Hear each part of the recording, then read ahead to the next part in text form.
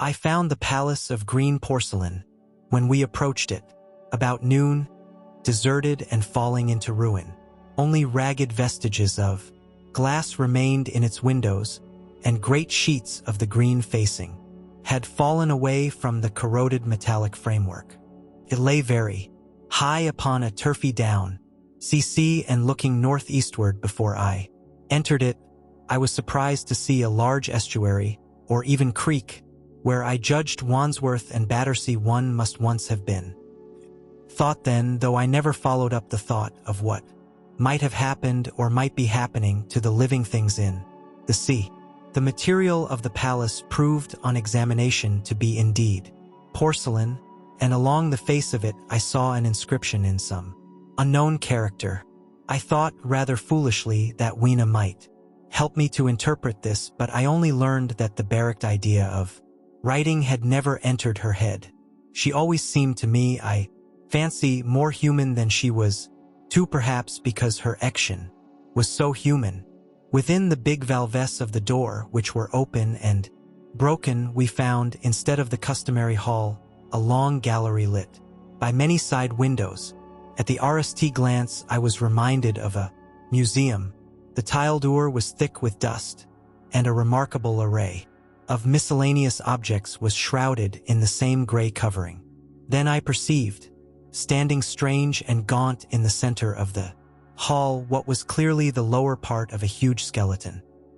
Recognized by the oblique feet that it was some extinct creature, after the fashion of the megatherium.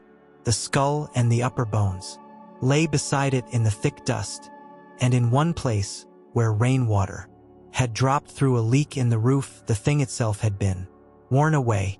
Further in the gallery was the huge skeleton barrel of a brontosaurus. My museum hypothesis was confirmed. Going towards the side, I found what appeared to be sloping shelves, and clearing away the thick dust, I found the old familiar glass cases of our own time, but they must have been airtight to judge from the fair preservation of some of their contents. Clearly we stood among the ruins of some latter-day South Kensington. Here apparently was the paleontological section, and a very splendid array of fossils it must have been, though the inevitable process of decay that had been staved for a time and had, through the extinction of bacteria and fungi, lost 99/100ths of its force, was nevertheless, with extreme sureness, if with extreme slowness, at work again upon all its treasures. Here and there I found traces of the little people in the shape of rare fossils broken to pieces or threaded in strings upon reeds, and the cases had in some instances been bodily removed by the Morlocks. As I judged, the place was very silent. The thick dust deadened our footsteps. Weena, who had been rolling a sea urchin down the sloping glass of a case, presently came, as I stared about me, and very quietly took my hand and stood beside me. And at RST I was so much surprised by this ancient monument of an intellectual age, that I gave no thought to the possibilities it presented. Even my preoccupation about the time machine receded a little from my mind.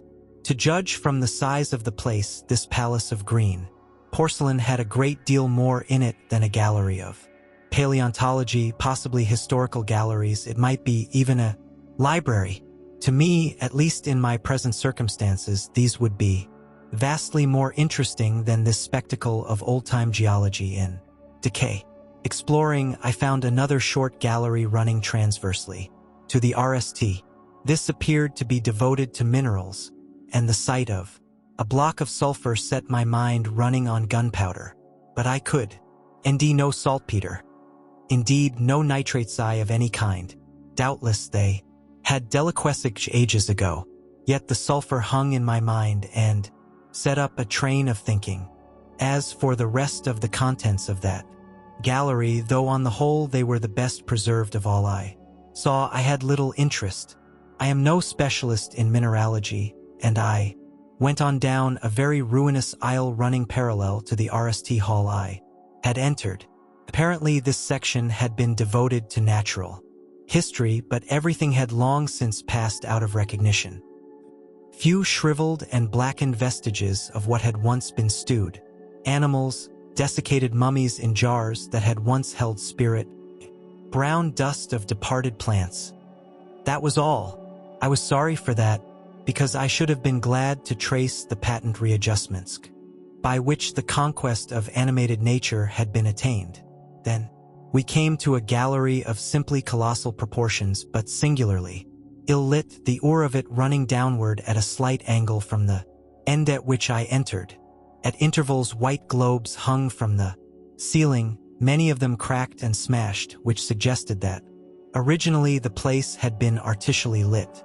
Here I was more in my element, for rising on either side of me were the huge bulks of big machines, all greatly corroded and many broken down, but some still fairly complete. I have a certain weakness for mechanism, and I was inclined to linger among these, the more so, as for the most part they had the interest of puzzles, and I could make only the vaguest guesses at what they were for. I fancied that, if I could solve their puzzles, I should endear myself in possession of powers that might be of use against the Morlocks. Suddenly Weena came very close to my side, so suddenly that she startled me. Had it not been for her, I do not think I should have noticed that the oar of the gallery sloped at all. The end I had come in at was quite above ground, and was lit by rare slit-like windows. As you went down the length, the ground came up against these windows, until at last there was a pit like the Ariacium of a London house before each, and only a narrow line of daylight at the top.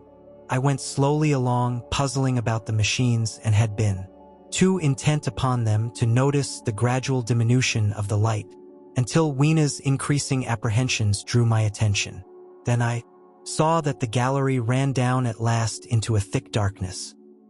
Hesitated, and then, as I looked round me, I saw that the dust was less abundant and its surface less even. Further away towards the dimness, it appeared to be broken by a number of small narrow footprints. My sense of the immediate presence of the Morlocks revived at that. I felt that I was wasting my time in this academic examination of machinery. I called to mind that it was already far advanced in the afternoon, and that I had still no weapon, no refuge, and no means of making a And then down in the remote blackness of the gallery I heard a peculiar pattering, and the same odd noises I had heard down the well. I took Weena's hand. Then, struck with a sudden idea, I left her, and turned to a machine from which projected a lever not unlike those in a signal box. CN clambering upon the stand, and grasping this lever in my hands, I put all my weight upon it sideways. Suddenly Weena, deserted in the central aisle, began to whimper. Had judged the strength of the lever pretty correctly, for it snapped after a minute's strain, and I rejoined her with a mace in my hand.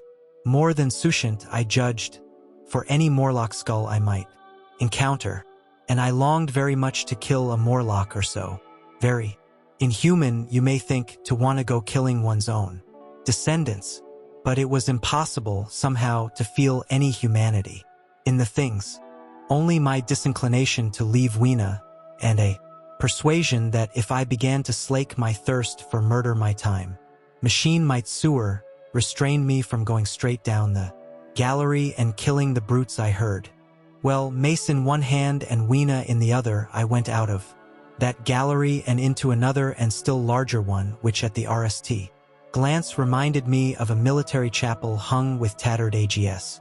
The brown and charred rags that hung from the sides of it I presently recognized as the decaying vestiges of books. They had long since dropped to pieces, and every semblance of print had left them. But here and there were warped boardsco and cracked metallic clasps that told the tale well enough. Had I been a literary man, I might, perhaps, have moralized upon the futility of all ambition, but as it was, the thing that struck me with keenest force was the enormous waste of labor to which this somber wilderness of rotting paper tested.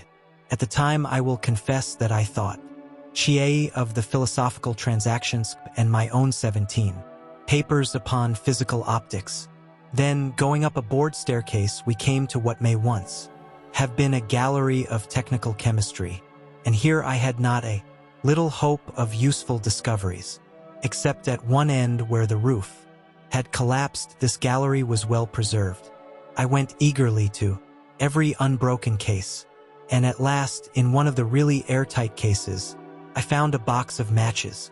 Very eagerly I tried them. They were perfectly good. They were not even damp. I turned to Weena. "Dance," I cried to her in her own tongue, for now I had a weapon, indeed against the horrible creatures we feared. And so, in that derelict museum, upon the thick soft carpeting of dust, to Weena's huge delight, I solemnly performed a kind of composite dance, whistling the Land of the Lealk as cheerfully as I could. In part it was a modest can-can, in part a step dance, in part a skirt dance, so far as my tailcoat permitted, and in part original. For I am naturally inventive, as you know. Now, I still think that for this box of matches to have escaped the wear of time for immemorial years was a most strange, as for me, it was a most fortunate thing. Yet, oddly enough, I found a far unlikelier substance, and that was camphor. I found it in a sealed jar that by chance, I suppose, had been really hermetically sealed. Fancied at RST that it was Peron wax, CR, and smashed the glass accordingly. But the odor of camphor was unmistakable. In the universal decay this volatile substance had chanced to survive, perhaps through many thousands of centuries.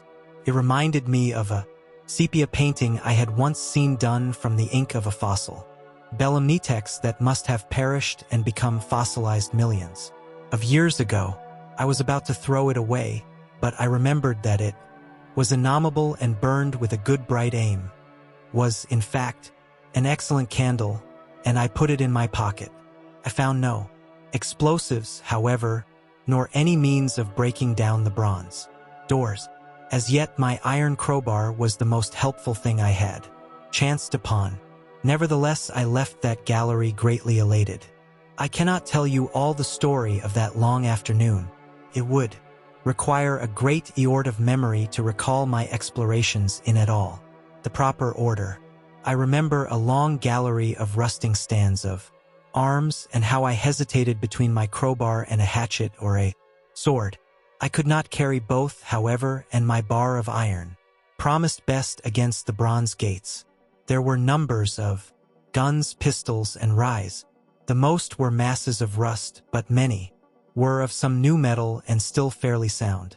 But any cartridges or powder there may once have been had rotted into dust.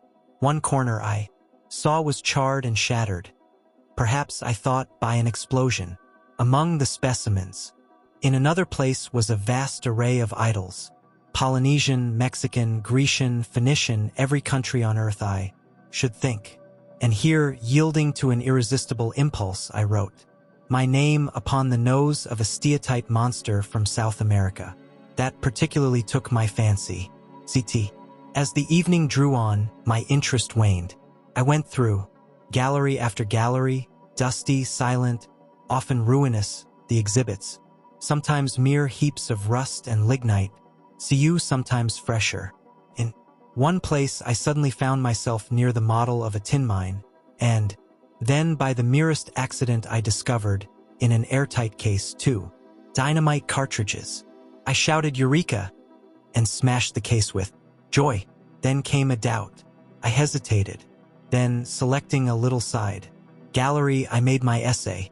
I never felt such a disappointment as I did in waiting 15 minutes for an explosion that never came. Of course, the things were dummies, as I might have guessed from their presence. I really believe that, had they not been so, I should have rushed incontinently and blown Sphinx bronze doors, and, as it proved, my chances of ending the time machine altogether into non-existence. It was after that, I think, that we came to a little open court within the palace. It was turfed and had 3 fruit trees, so we rested and refreshed ourselves. Towards sunset, I began to consider our position. Night was creeping upon us, and my inaccessible hiding place had still to be found, but that troubled me very little. Now, I had in my possession a thing that was perhaps the best of all defenses against the Morlocks. I had matches. I had the camphor in my pocket, too, if a blaze were needed. It seemed to me that the best thing we could do would be to pass the night in the open, protected by a re. In the morning there was the getting of the time machine. Towards that, as yet, I had only my iron mace. CV. But now, with my growing knowledge, I felt very differently towards those bronze doors. Up to this, I had refrained from forcing them, largely because of the mystery on the other side. They had never impressed me as being very strong, and I hoped to ND my bar of iron not altogether inadequate for the work.